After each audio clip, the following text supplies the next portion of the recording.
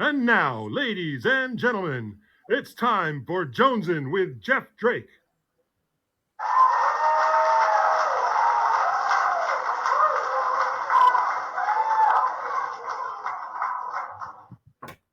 Hey kids, I'm Jeff Drake. Welcome to the Jonesin' with Jeff Drake show. It's great to be here. I've got a really exciting episode, one I've been waiting for a while. Got a very special guest today, Bryan Small, the singer guitar player of the Hangmen, one of the great rock and roll bands that come out of LA in the last 40 years or so. We're going to be talking about rock and roll, some Joneses and Hangmen show we got coming up next month. It's going to be great. And my phone's ringing. Let me get rid of Okay. Anyway, so I've known Bryan for a long time. He's a great guy. We're going to have a great show. Let me hide the phone. My cat will take care of that. Anyway, so Bryan, welcome to the show. Yeah, thank you, Jeffrey Drake. Appreciate it.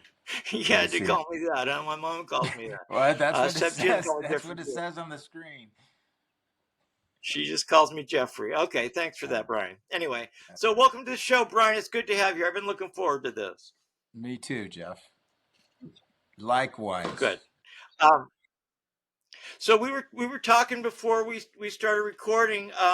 You moved to LA from you said Boise, Idaho, back in I think you said 1984. Is that correct? That is correct. Yep. I moved And there. what brought you out here to the Golden State, the land of milk and honey, the promised land? It was the music Boise scene. couldn't hold it. It was the music scene. I wanted to be part of the LA music scene at the time, which consisted of the bands that were on Slash, which I loved, Blasters, X, Gun Club, and, starting to hear Tex and the Horseheads. And I was just drawn to that, and I was starting to write my own songs. So Mm-hmm. that's where I wanted to be. I wanted to be part of that scene somehow, and luckily when I'd moved here, there was this girl that lived at 1201 Orange Grove, which is in West Hollywood, and that's where I landed. She had a studio apartment, and me and this other girl who drove down together, we stayed with her until she finally kicked me out. But this building was where Smog from the Horseheads lived. Mike Mort ended up living there. Tony Malone from Detox. Detox, yeah. But before then, I think the Weirdos, and just all sorts of bands that I've either heard of or loved before I even moved there. So it was a wonderful place for a kid like me to land. Right in the music Yeah, scene. that's great because coming from a place like Boise, you can move down to LA and just get lost in the shuffle. It's such a big place. Absolutely. You're really fortunate to be kind of landed, like you said, they placed it. And so, what's the deal with Boise? Just couldn't hold you. You were like a wild, untamed youth, and the scene was just a little too sleepy for you. Well, I didn't have a band there that was playing my songs. So, the whole reason to go to LA was to write my own songs, have my own band, and be part of something else, because we didn't have that scene in Boise. That scene was those bands, and that's what I wanted to be a part of. And I've always Yeah, been attracted to Los Angeles for some reason. California has always been fascinating to me, and it did not disappoint. Los Angeles is such an amazing place and such a dark place and such a beautiful place, and I did kind of get to see it all and do it all when I lived there. right.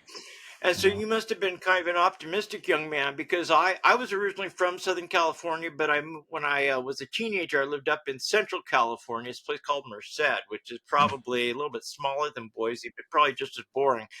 And as soon as I graduated high school, I moved down to LA thinking, I'm going to go down there and get in a band and become a musician. I don't know what made me think I could do that because I wasn't that good and I didn't know anybody and I don't know what I was thinking. but that's what I did. What made you think you could just move to LA and make things happen? Just wishful thinking, or Just not knowing, you know. I didn't not know smart that. enough to know better? Not smart enough to know better. No, I knew Okay. three chords. I didn't know the names of the chords, but I made up some songs and demoed them in Boise, actually, just on my little 4 track, and moved down there to LA with these songs, you know, which I don't know if any of them ended up on the first record, but they're out there somewhere. They're demos. They're Okay. very gun club sounding, super, Okay. uh, cowpunk sounding songs. Lots of slide, lots of yelps, lots of, you know, Jeffrey all over them. You know, I Yeah. didn't have my own thing yet, but So we both kind of do the same thing in our bands. We're the sort of lead singers, lead vocalists. I call myself. I don't really consider myself a singer, and we both no, play me neither. guitar. And we're both sort of the primary songwriters. We were talking about your songwriting process. What comes first for you, the words or the music? It's always changing. Never know. Never know. Hmm. If there's a riff or something that I happen upon, that's the first thing. Jimmy's been Yeah. given Jimmy James, our guitar player, is great with song titles and album. So he'll throw me something, you know, like, oh, that would be a great title for a song, you know. So Right. that it happens that way too, you know. That's happened to me several times. I'll just say something and somebody will say, "Hey, that's a great idea for a song." And I'll think, "Oh, okay. Why didn't I think of that?" But usually with me, the words come first. I don't know. I consider myself a little bit better at words than I do with the music. Usually, I write the music to fit the words. Okay. It's been very rare that I've had new music in my head before the word. Usually, it'd be like a phrase or a title Yeah. or something. Yeah. And like we were talking about before, like the good ones usually I can't even write them down fast enough. Like the words will just like one. I mean, there's one song I wrote when I was in Matty Jones. I got in the shower. I had the idea for the song, and by the time I got out of the shower, it was done. I mean, it seems That's like the awesome. good ones come really fast, and if you labor on it too much, it sounds, at least for me, the stuff that I come up with, if it sounds too labored. If I spend more than like 20 minutes on it, it's like you're forcing it, and chuck Yeah. that away and go on to the next one. Well, So you've I've got had Jimmy James in your band. He did great. yeah. Go ahead. I've had both of those things happen, you know, them coming quick, you know, but in the case Hmm. of a song like Rotten Sunday, which is probably a song that most people that know the Hangman have heard, and, you know, that's like one of the top songs, that took a long fucking time. You know, it didn't just come Really? at once. Yeah. And there's been some really good ones that just came. So I don't know. On It's the on the one on Rotten Sunday that you said took a long time, what was it that was taking so long? You didn't like the words, or you're having a hard time fitting words and music together, or what was the issue? well, I think I had the riff, you know, which was a pretty strong riff for a long time. And then I couldn't, you know, write a verse, you know. There's a whole different chord changes for the verse and stuff. It's just not singing over the riff. So, you know, that was one of the first like songs I think I've written. When I mean song, a hook, riff, you know, verse, bridge, you know, lead, break, kind of a structure of a song. Yeah, you Okay, know. so you moved out to LA from Boise. You said you brought a girl with you, or she brought you with her, or whatever. You had this Volkswagen van that would probably not go uphill too well. I don't know how you got over the Mm-mm. Rockies, but Yeah. so you didn't bring any other musicians with you. You found some people here in LA. How'd that happen? You know the recycler story. That's like No. almost every band from LA used the you didn't use the recycler to find it. Never. I've heard of the recycler. I Okay. never. I just always thought that I would get like a million people that I had no intention of ever playing with calling and wasting my time.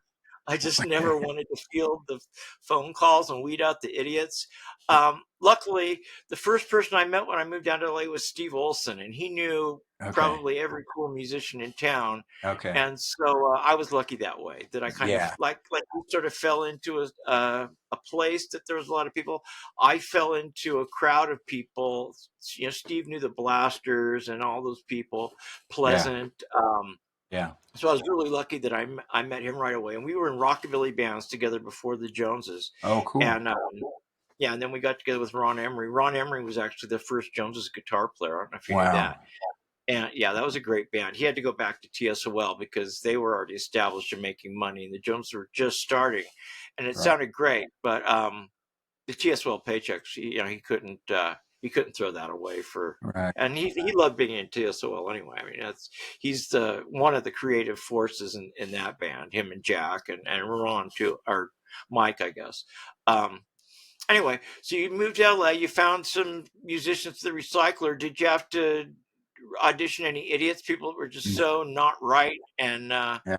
no, you got really No, lucky. because I was very specific about what I put in the ad. And if they didn't know Okay. who these bands were, you know, which was one of them was the Horseheads, one of them was the Gun Club, and Mhm. I think I put the Doors in there because I was kind of into the Doors at that time. Did you know that? Speaking of the Doors, did you That's know that funny. Danny Sugarman managed the Joneses for a short time in No, 1984? no. Yeah, yeah. Okay. Blew our record deal. It was crazy. I used to score dope for him and Iggy and Charles M. Young. He had this place up on Sunset Plaza, beautiful house that he made the money from that book that he wrote. No one here gets out alive. Right, And right, I think that's the only thing he knew about rock and roll was the Doors. He made me have lunch with Ray Manzarek one time, who was going to produce us, and I blew it. I told Ray, I don't even like the Doors. I don't know why I'm talking right. to you. Um, I was just my social skills were not Right. really developed. I was young. I was like Well, 22 or that's 23. exactly. No, I've said a lot. I've stuck my foot in my mouth my whole fucking life because I was just, fucking said whatever the fuck I wanted to without regard Right. of anything. Whether it would get me somewhere or not, I didn't care. I was just going to say, and I hope I still do kind of do that in a way, but a little more thoughtful, I hope.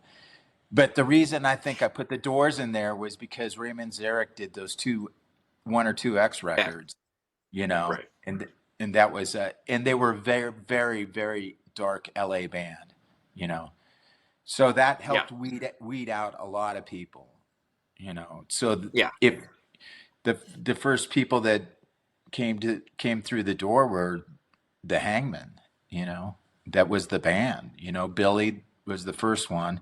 I go, if this guy can play a note, he's so fucking cool looking. He looked like Joey Ramone meets Joe Perry. I go, if this guy can play a note, and he was a great guitar player and very, Yeah. very from the gut.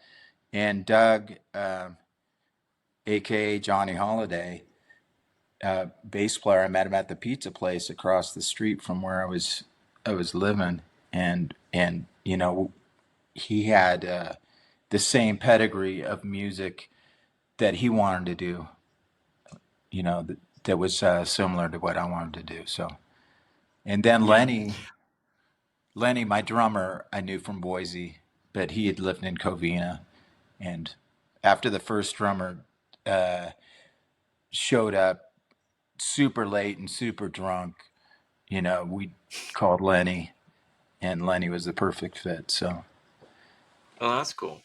yeah. So there's this quote that I've always loved from Tony James, the guy that was in Generation X, and he was Mm-hmm. talking about when he got his band Sig Sig Sputnik together. And he said I think it was the singer. He was in Paris, and he went walking by, and he was like, "Hey, you want to be in my band?" And the guys and Martin Degville or whatever his name is like, I don't really play any music. And he's like, "Well, I can teach you to play music, but I can't teach you how to be thin." And what he was saying is is more important people that look the part, act the part.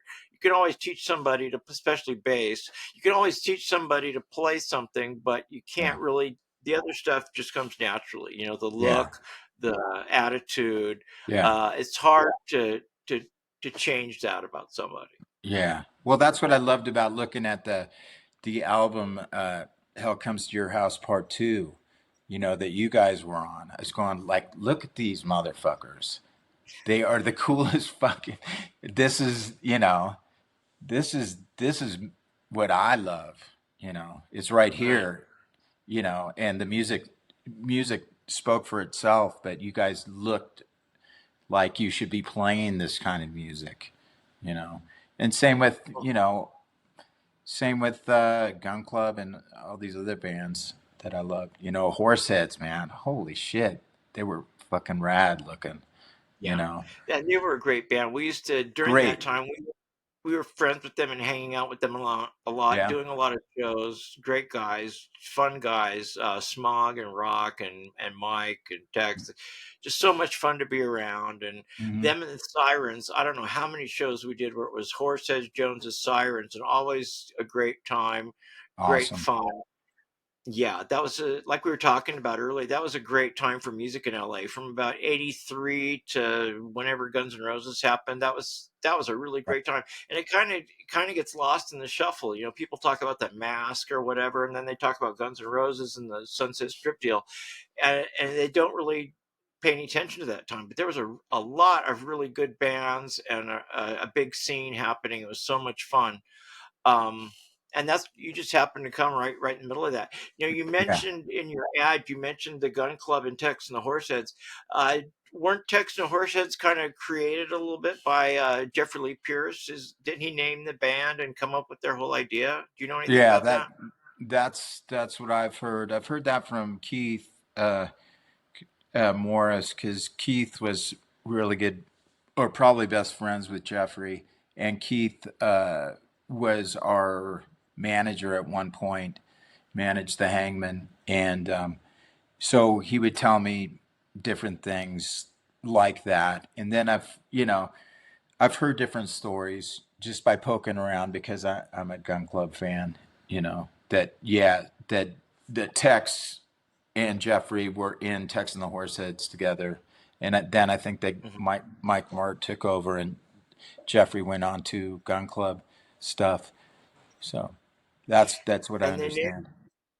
they named the Horseheads after a billboard that was overlooking one of the buildings they lived. It was like a Marlboro man or something, and he was on a horse, and they had this big horse head they used to get drunk and look at, and that's how they named the band. Did you ever hear that Oh, story? no, no, I didn't. But yeah, Maybe.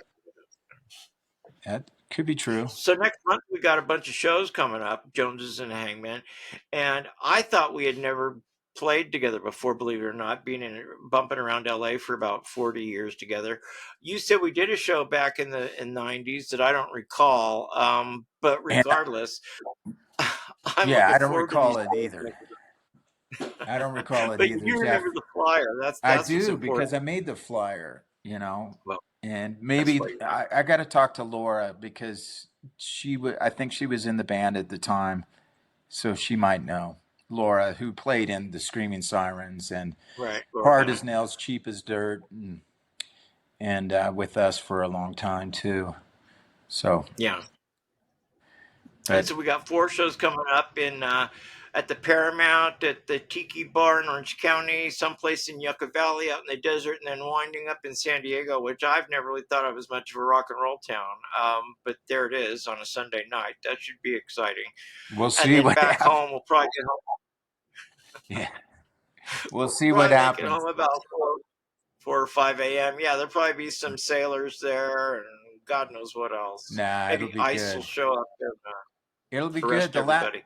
The last time we played down there, um, I think Social Distortion was right up the street, and I'm going, Oh boy, fuck, this is perfect booking, that's and right. and we did pretty good, Actually had some people there, so that was cool, and Well, and we've been to San Diego over the years, we played at the old Casbah, and we've was always that had the fun place down across there. the street from the dog pound that always had the barking dogs? Do you remember that That place? the original Casbah, or the Was that the place Casbah now? across the street from the dog pound? I don't know if it's no, it's You don't remember the right. dogs? No, I just hear the airplanes. They like fly directly over it. Oh, It's right right, by the right, right. airport. Yeah, yeah. There was So some club in San Diego. It might have been the Casbah. I don't remember, but it was right across the street from the dog pounding. You just always see these poor dogs just barking their heads off. I guess the music bothered them or whatever. But well, that I don't might know. have been the Jones original was Casbah, it? maybe. Could have Yeah, been. It's been so long. That's like 40 yeah, years ago or so. I don't yeah. know. Jones has never really had that good of luck in San Diego. San Diego. We did some fun shows, but I don't know. It just seemed like I don't know. Maybe it's just me, or maybe it's just the Joneses. I don't know. But I'm sure this one next month will be great. I'm looking forward Yeah, to it. How me about you too. guys? Looking forward to it? Big time. Yeah, Should yeah. be some wild fun, I We're think. going to be doing some songs that we haven't played in a long time. So we're going to be doing Well, Metallic that's good. And IOU record. Yeah. somebody So told me this is like the 25th anniversary of your Metallic IOU album, and you guys yeah, might be be acknowledging that in some way. yeah, yeah. We are, and I'm excited to be able to play some of these songs. Just revisit some of this stuff that we haven't been doing live. So it'll be cool. And so was that record like a milestone in your career? Why are you choosing to commemorate that record? Well, it was after we were signed and dropped by two major uh, in- record companies in pretty quick succession. Um, Where like a badge of honor, Brian. I do, I do, Those people don't and know what they're doing. and uh, and then I went on my journey of exploring the drug world and the underbelly of all that, for about 8 years, and then I knocked that off and started, getting the band back together, and this was the first thing we'd done in about a decade almost, or Oh yeah, yeah, it was 11 years. Yes, from the very first record to Metallic IOU, and it's got songs that I wrote in rehab, got songs that I wrote when I was using, got songs that I wrote when I was not using, So it's got a bunch of stuff that means quite a bit to me, I think there's yeah. some good songs on there. So we talked about this a little bit before we started recording. Back in the mid '90s or so, you worked at this restaurant called the Cadillac Cafe with a girlfriend of mine on. I think it was on Fairfax in LA. And she came home one night. She's like, Jeff, there's this guy at work named Brian, and I think you could really help him. He's struggling. He's with this drug problem, and come to find out, it was you. And I knew you a little bit, and I called you on the phone. And you say you don't remember this. I do, because I remember everything. But we talked for a long time. Of course, I relapsed right after that, so I don't know how much of what I said stuck. But was that when you got clean? Did you get clean right away after that, or did it take a while? Ah, I got clean in '97, so I think the Cadillac Cafe stuff was a couple years prior to that. Yeah, maybe a Oh, couple years before yeah. that. I, 95. I went to a few different facilities and saw some old friends in these facilities. I'm not going to name names, but they, yeah, it just didn't take for me. I wasn't ready for any of Right. it. I thought I was. I definitely had Well, been it's to easy the to get sick bottom. of. It's easy to get What? sick of, and I mean, I Yeah, can't tell you how many times I was in rehab. I mean, I guess if I sat down and figured it out, I could tell you. But yeah, yeah, I mean, I was ready. It just, man, it sometimes it takes a while. I mean, I was strung out for like 35 years, and damn. it's That's there's that's like amazing. little gaps.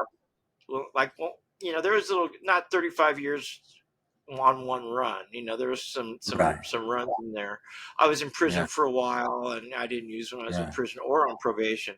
But yeah, it just it's one of those things. Like you were talking about, you were exploring that, and then of course the band. With me, um, I was in this band in the mid '90s called Amanda Jones, which was with Mandy. Yeah. I think my favorite band that I was ever in, and the band broke up because I had to go to rehab again. And I was joking around with her that it's like I decided I liked heroin more than I liked being in the band, and in a way that's true. It's hard to describe, when you hate something so much, heroin, and on the other hand, you love it so much, and you still can't put it down. I mean, for me, it was just I couldn't get through the sickness. It's Yeah.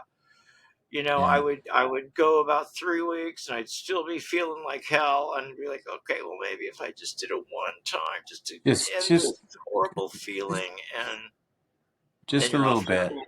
Yeah, just a Yeah. little bit, Yeah. enough to take the Yeah. edge off, so I can Yeah. get some sleep or whatever, eat again. Um, Yeah. so Yeah. what did you do? How'd you do it, Brian? Uh, I just gave up. I tried something different for once. Because I'd be hearing all this stuff. Try something different. And I didn't know anything different. This was the only thing that fucking made me feel like anything slightly good. So, Right, but back to kind of your story, I remember being on Geffen, and going into meetings and nodding out in meetings, and just I remember the band at the time being so fucking angry at me, and I just didn't care anymore. right, I really and they don't didn't. So like, understand, to your point, and they don't it was way more important to me to have this addiction was way more important to me than anything else. So, yeah, we once got it gets a dropped from, hold of you, even when you're yeah, sick of it, and you're just, man, if I would do anything to be off of this shit. And yeah, then yeah, it's easier said than done. And when I started doing heroin when I was 19, I think, and I remember the first time I did it was wow, like, man, I want to feel like this forever. This is yeah, of I course, love this shit. of course, it's a great And then feeling. yeah, the first time you go through withdrawals, you're like, man, I never want to feel like this again. And Yeah, like I said, easier said than done. I can't tell you how many times I've kicked and said, okay, this is it. Now, I mean, thank of God it's been a course. long time, but it's tough. So, was Yeah, it rehab? Was it meetings? What did you have a good sponsor? Was it friends or just a combination? and It all came together. nah, No, it was all that, in just tumbling over the years of going to a meeting. Rock Vodka took me to my first AA meeting. And I was years away from ever thinking yeah, about being sober, but it was different sober livings and different rehabs, and all my friends getting their shit together or dying, and just I had a realization one day and just said I can't, I got to try something different, like really try it, because I'd always say I'd try, and then this right. hurts. So, and I'd give Well, in. like I said, for me, it was is this, I couldn't get past the sickness. I mean, I would make the decision. Okay, this is it. I'm done. I'm putting this down, Of and course, addiction. it just broke me down. But Yeah, I used to run around with Rock Vodka, and he would complain about a couple of the guys, well, the two other guys on her. Man, all they want to do is lay around and throw up, and he hated it. He fucking of hated course. heroin, and he Yeah, hated that the fact that his good close friends, the guys in his band, were into it. He couldn't yeah, stand it. I mean, he would just they're throwing up, and all they want to do is lay around, and yeah. he couldn't stand it. R.I.P. I loved Rock. He was a great guy. So let's stop Dude, talking about that. That's yeah, that's yeah. a Let's downer. let's move on. Move Starting to on. bum out. So, growing up in Montana and Boise, you said you were Yeah, exposed to. I don't know how you heard "Hell Comes to Your House" Part Two when you were up there, but how did you sort of get exposed to? I guess I don't know what to call it, underground, alternate, because you don't hear that kind of stuff on the radio. How did you yeah. get exposed to that kind of music? Well, luckily, I had a couple of friends that were more musically astute, and curious than I was, and they were the ones that had my buddy Sam. He had the Gun Club's first record, and then I bought Miami's shortly after that.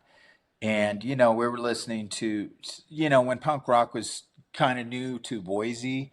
We're starting to hear there's starting to be a few bands popping up and stuff locally. But he turned me on to like early Clash records and Buzzcocks and Stranglers and stuff like that. But the Yeah. stuff that really got under my skin was Fire of Love. So Yeah. That sort that of that just combination that of blues and country and punk rock yeah did it for you. that just spoke to me, because I was always such a big CCR fan, and I felt like this was like the most evil CCR type band, It's like just Steel fucking Junkies.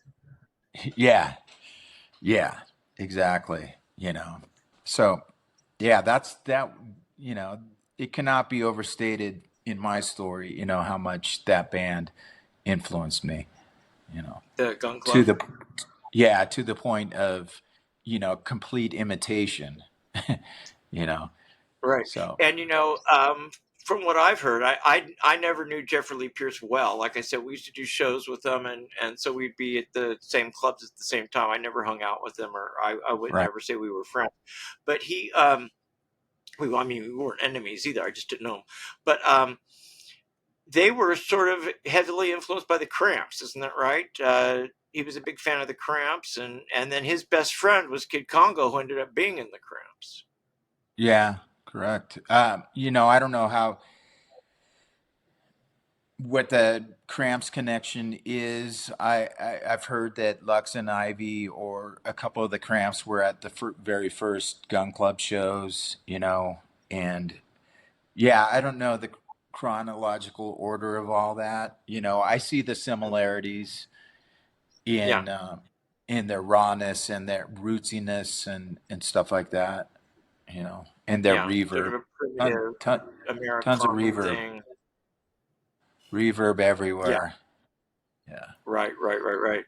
yeah, And it's funny, Jeffrey Lee Pierce, before all that Gun Club stuff, he was the president of the Blondie fan club, yeah. which I love Blondie. When I was in high school, I had a huge crush on Debbie Harry. Went and Oh, saw them at sure. Winterland in San Francisco in like '78. I was just a huge Blondie fan, but at the same time, liking Sex Pistols and the Uh-huh. Ramones and the Clash and all that early punk rock stuff. I was lucky that I was 16 in 1977. I think I'm a little bit older than you.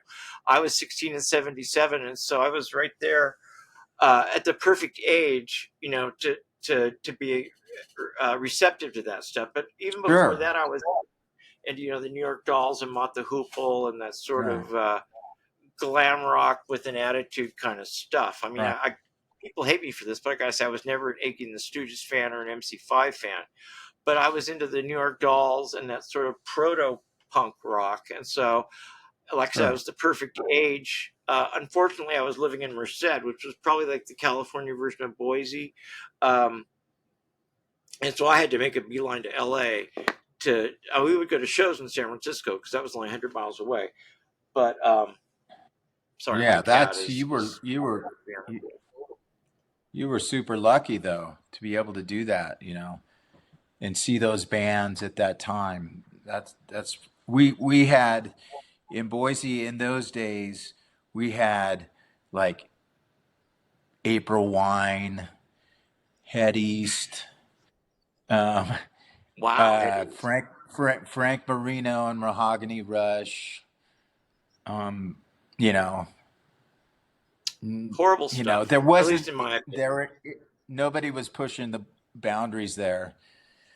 But Yeah, the Ramones did come to Boise, but I was too young or too scared to go see him. But my drummer Lenny went to see him, and wow. yeah, they came there in the '70s at some point, in a The first time really weird part of town and a really bad club. So The first time I saw the Ramones was in 1978. I was a junior in high school. It was the day I took my SAT test, and we left right after the test. Went to the University of Pacific in Stockton, which is another Central California town. They got a college there. It was $2.50 to get in, and they played with this band called Thunderwing, which was like sort of a power trio. The guitar player was kind of a Leslie West type guy, weighed about 400 okay, pounds, and it was the okay, craziest bill. But I was loving it. I mean, like, to live in Merced and only have to drive an hour and to see the Ramones was insane in yeah, 1978. yeah, lucky you. That's cool. Yeah, lucky me, going to high school in Merced. Like you, I had to Well, make a beeline to LA. you're Merced close couldn't enough to hold. San Francisco and to Yeah, LA, that's right? true. We You were know, 100 miles from you San Francisco. yeah. But I was before that, before I was thousand. brave enough to, sorry, I was 1,000 something miles away. like what So would be the Seattle or Denver, or where would be the closest like big I city? guess Denver was probably closest. Yeah, yeah. See, But I we never had went to Denver. Go ahead. Fresno was like about 50 miles south of us. But in fact, the first concerts I went to was like Foghat, who were great. I'm not bad mouthing Yeah. Foghat. I Okay. love Foghat. It's No. more slide guitar and stuff. But Fresno, there wasn't a lot of punk rock going on in Fresno Yeah. at the time. Yeah. So I had to make a beeline for LA. And like I Yeah. said, I don't know what I was thinking, but I was sure I was going to move down here, and God knows why I thought I could do that. But like I said, I got really lucky. The first person I met down here was Steve Olson, Yeah. and he knew everybody. The Blasters, like I said, Pleasant, and that was sort of my entree into. Yeah. I got really lucky. Because I Yeah. was young and didn't have to waste a lot of time, flailing around. Yeah. Well, I gotta tell you a little story. I was working for this place called Cater Litho. It was a lithograph company, but so many people worked there from Axel from the Gears and the DIs and to Junkyard guys to Little Kings guys.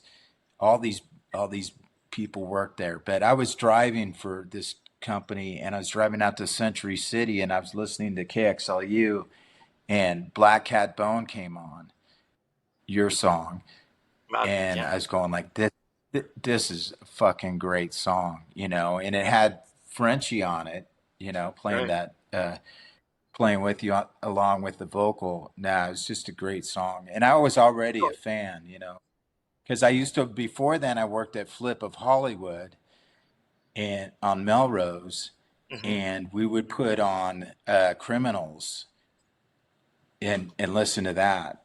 Yeah, Yeah, that was the EP, right? yeah. That was the EP with the sort of iconic picture of the girl standing on top of the dead cop.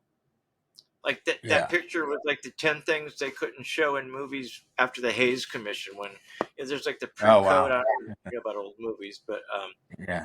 there was before No. they came out that the movies were getting too risque, so they set up this Hayes Commission, and that picture was sort of I guess a parody of.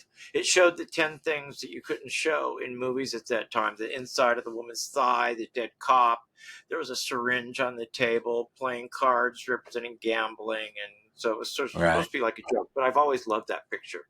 But well, thanks for the props on Black Cat Bone and Criminals. Yeah, Black Cat Bone was Oh, the first song I ever wrote with open G tuning. Um, I read an article in Guitar Player magazine, and I'd always loved the Rolling Stones, and I could uh, never get it to sound right. I'm like, how are they getting that sound? And I was reading this interview with Keith right. Richards, like open G tuning. I'm like, okay. Okay. So I tuned my guitar to open G, and it's almost like that song wrote itself. I was like, wow, Okay. look at this. Yeah. It's Yeah. the words are just about this road trip we made to Vegas with Reese and John James and that Okay. version of the band. But Yeah. thanks. I always loved that song. I thought, people always talk about that song Pillbox that we did, and I always say, no, Black Cat Bone is better than that.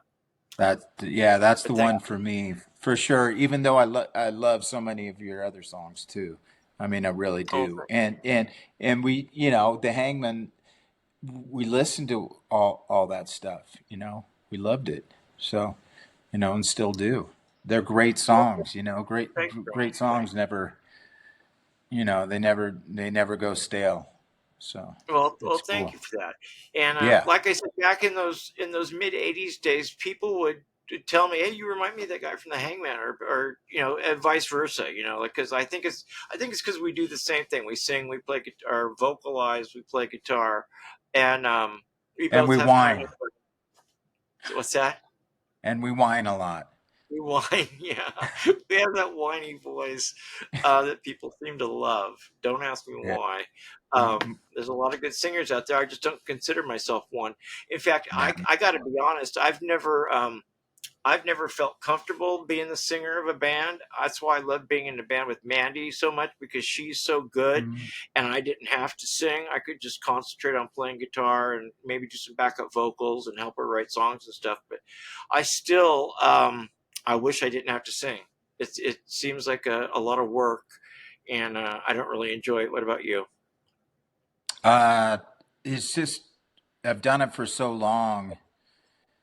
I'm like you said, I'm not a singer either. I just do what I do.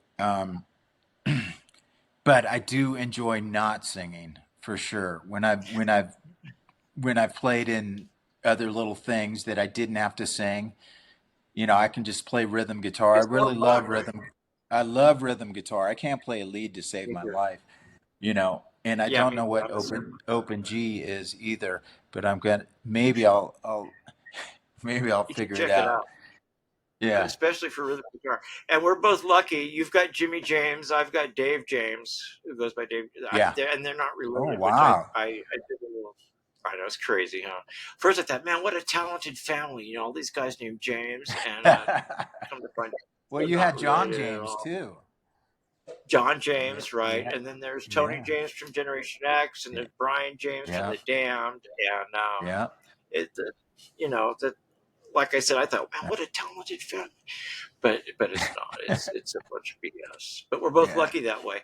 Um, Yeah, we are in fact, when the for Joneses sure. started, the only reason that I started singing, because I wasn't a singer, I was just I'm still not, but I never had sung. I was a guitar player, and it was me and Ron, and we were writing songs. And the reason I was the singer is because I was the one that was writing the words, and so I'm the only one that knew the words. And so, Jeff, you Okay. sing until we find a singer, and then here we are, 45 years later, and I'm Yeah. still singing the song.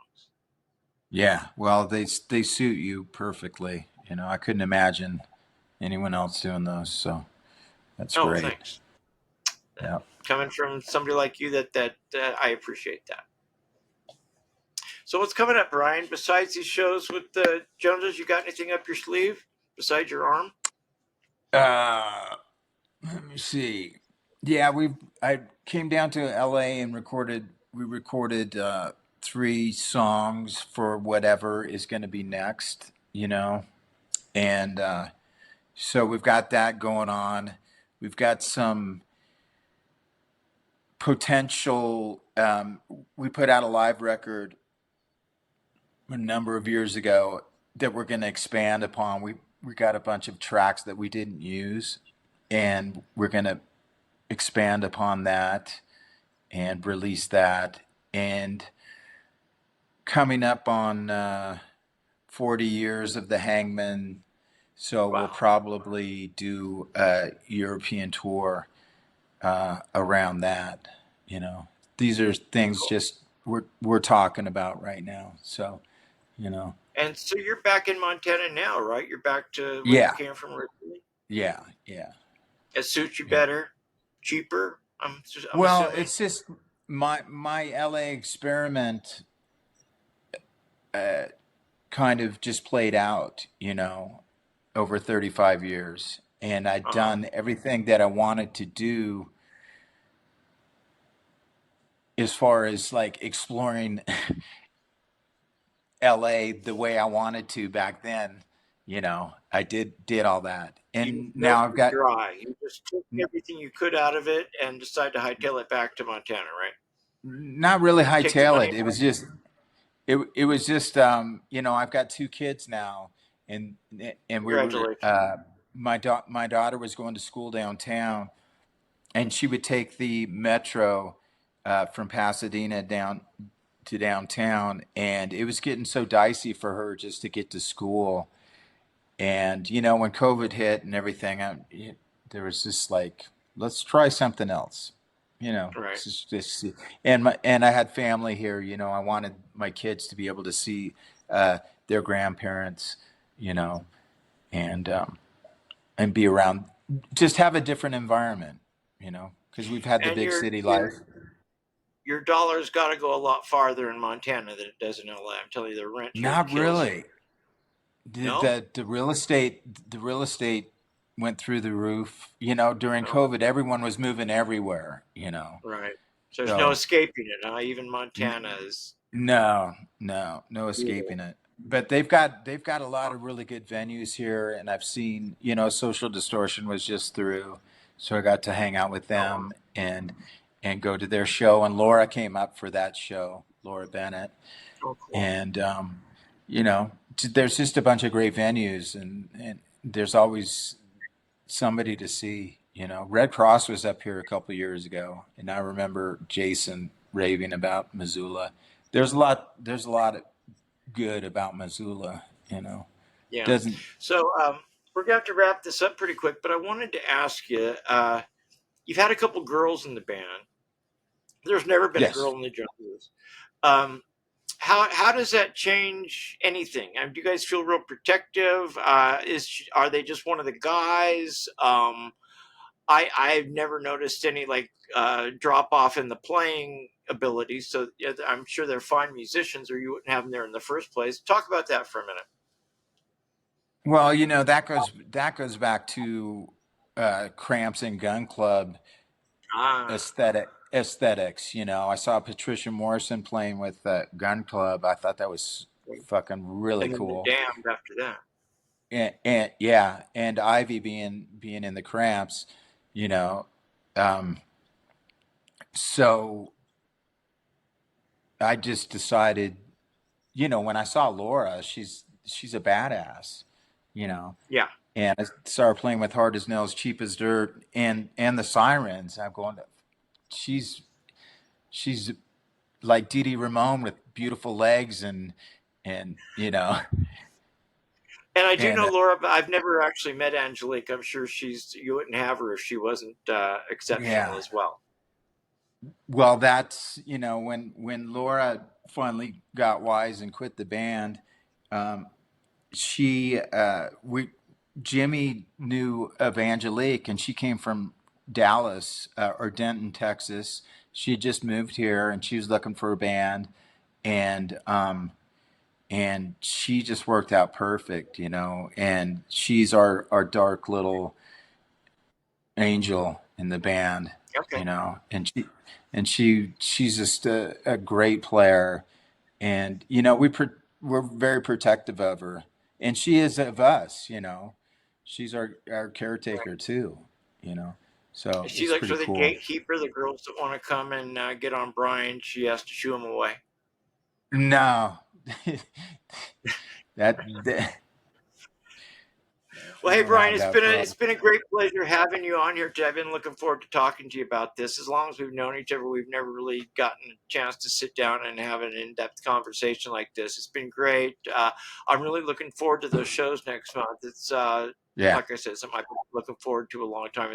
I have a feeling some rock and roll is going to break out at those shows, whether we like it or not. And I think the absolutely. people that turn out Good are to going have to the. be I wanted to sorry. plug the Oxys coming out and playing with us Oh, too, right. and I had and Jason on the show, yeah, but it hasn't been posted yeah, yet. We had some technical trouble, but he's a yeah. great We guy too. Those will be we some did an excellent shows. ill yeah, we did an ill-fated tour with them a Sorry. couple years ago, where they got into they had to bail out halfway through the tour, but their new record sounds great, and they're awesome. So It'll be fun. And they got good taste in music. They covered a Joneses song. So That's but cool. Not Black Cat unfortunately, Bone though.